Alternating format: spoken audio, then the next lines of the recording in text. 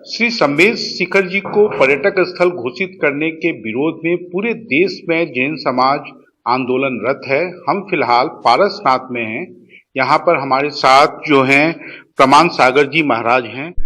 ये बताइए कि ये सारा नोटिफिकेशन तो 2019 का है, तो अभी आंदोलन का क्या औचित्य है?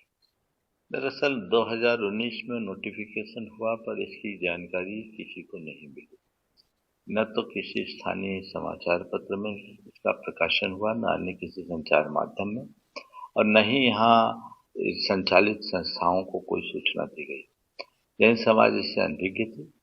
फिर जैसे जैसे मालूम पड़ा, समाज ने सरकार से संपर्क किया और धीरे धीरे जैसे जैसे लोगों के बीच ये समाचार पहुंचा, लोगों के मन में ये उबाल आता गया।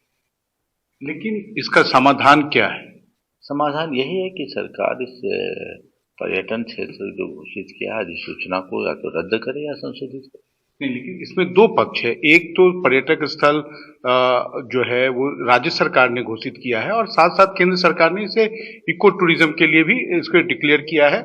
तो हमें टूरिज्म से दिक्कत है, क्योंकि ये तीर्थ क्षेत्र है। तीर्थ क्षेत्र पवित्र भूमि है, यहाँ लोग शांति के लिए आते हैं, और टूरिज्म तो मौज मस्ती की चीज है। यदि लोग तीर्थ क्षेत्रों में आकर मौज मस्ती करेंगे तो यहाँ की पवित्रता कैसे होगी? यहाँ अश्लीलता फुहड़पन आएगा। इससे यहाँ का जो आध्यात्मिक और धार्मिक वातावरण है वो दूषित होगा। ये शाश्वत सिद्ध भूमि है। जैन समाज उसकी पवित्रता को बरकरार रखना चाहती है और इसमें किसी भी प्रकार का कोई समझौता नहीं चाहती। नहीं, लेकिन सर अगर पर्यटक स्थल अगर घोषित नहीं करेंगे, जैसे अयोध्या को किया, वाराणसी को किया, तो उस पूरे क्षेत्र का विकास हुआ, तो आप लोगों को क्यों आपत्ति है? फिर इस क्षेत्र का विकास कैसे होगा? देखिए, हमें ऐसे विकास की कोई आवश्यकता नहीं जिससे हमारी मूलभूत भावनाएं खंडित हो, आस्था खंडित हो, पवित्रता छिन्न भिन्न हो। सरकार को अगर विकास करना है तो अन्य तरीके से भी कर सकती है। इसे एक तीर्थाटन के रूप में, एक तीर्थ के रूप में, एक पवित्र स्थल के रूप में विकसित करे। उसके लिए पर्यटन स्थल घोषित करना कोई औचित्य नहीं। लेकिन आपको लगता नहीं कि इससे स्थानीय लोगों में एक कहीं ना कहीं आक्रोश होगा? लोगों में कोई आक्रोश नहीं, क्योंकि लोगों की जो भी रोजी रोटी है वो यहाँ के तीर्थ यात्रियों से बहुत अच्छी चल रही है, और हजारों लोगों की जीविका यहाँ से जुड़ी हुई है। लाखों लोग यहाँ आते हैं, तो तीर्थ यात्री आएंगे, विकास होगा। और सरकार अन्य प्रकार से भी जो विकास करे, पर ऐसा न करे जिससे इसकी पवित्रता खंडित हो। ये आपको लग नहीं रहा है कि जैसे कि ये जो स्थल है केवल जैन समाज के लिए है और लोगों के लिए, ये एक इंप्रेशन ये जा रहा है कि और जो लोग और समाज के लोग हैं उनके लिए यहाँ पर कोई गुंजाइश नहीं है? ऐसा नहीं है। सब तीर्थ यात्री और श्रद्धालु बन कर के आए, सबके लिए दरवाजे खुले हैं। पर मौज मस्ती करने के लिए तो कहीं नहीं होना चाहिए। मैं आपसे पूछता हूँ, किसी पवित्र मंदिर में आप किसी पर्यटक को प्रवेश देना चाहोगे कि श्रद्धालु को? मंदिर श्रद्धालु के लिए कि पर्यटक के लिए?